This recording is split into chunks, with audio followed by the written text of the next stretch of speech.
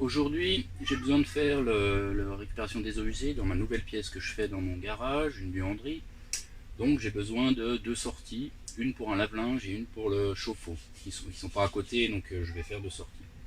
Donc le maçon, il y a 4 ans, quand il m'a fait toute la dalle, je lui avais demandé une sortie pour les eaux usées ici. Ce qu'il m'a laissé, c'est un tuyau qui sort comme ça, avec du scotch pour pas que l'odeur remonte. Donc moi, ce que j'ai fait, je l'ai enlevé, et ma sortie, j'ai collé dedans un embout avec deux sorties de 40 mm. Pour le lave-linge, c'est bien. Et puis j'ai dit pour le chauffe-eau, bah, je mets la même chose, comme ça c'est plus simple. Donc je l'ai collé déjà. Et puis maintenant, ce que je vais faire, c'est tout le chemin jusqu'au lave-linge. Sans coller tout de suite les tuyaux, d'abord tu fais tout le chemin. Je te montre. Alors, je commence par un virage à 90. Tac. Je prends mon tuyau qui fait 2 mètres. Je lui mets tout de suite le virage qui va là-bas au bout. Comme ça, j'ai pas besoin de mesurer. Je vais jusqu'à mon bout de bois là-bas, mon bout de bois pour le plancher, ma lambourde. Hop, je regarde jusqu'où ça va et je coupe mon bois ici avec ma pince spéciale pour couper les tuyaux. Tac, et je coupe. Alors, je la coupe pas parce que je l'ai déjà faite. Elle est là.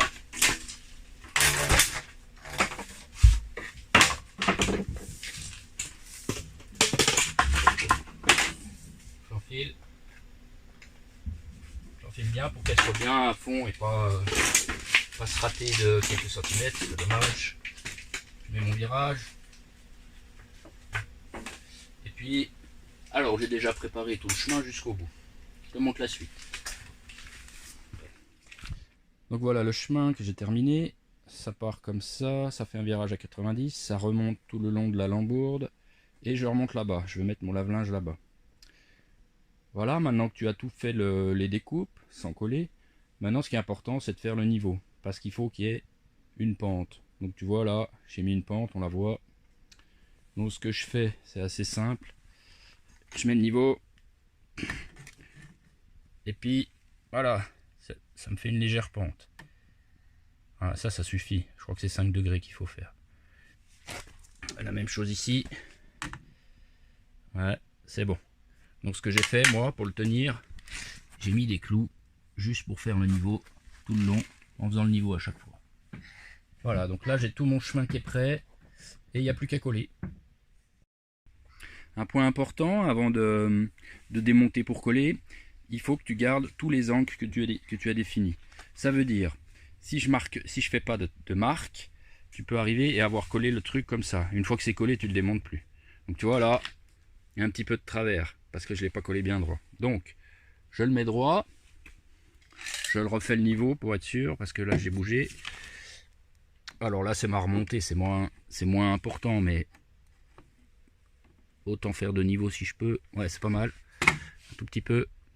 Et ce que je fais des marques à tous les angles, sur la partie femelle et sur la partie mâle.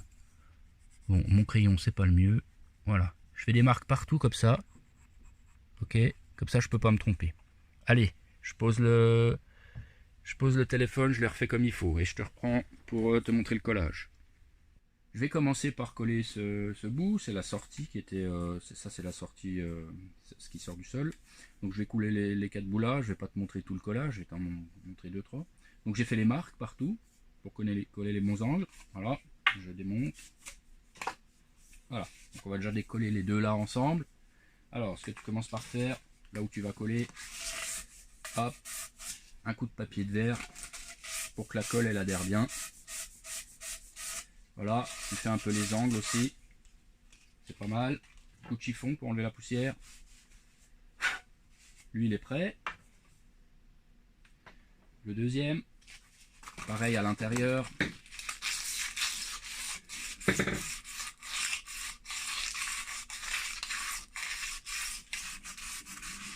besoin non plus de limer tout à fond, et c'est juste pour que la colle elle accroche bien. Je fais les deux tout de suite. Voilà.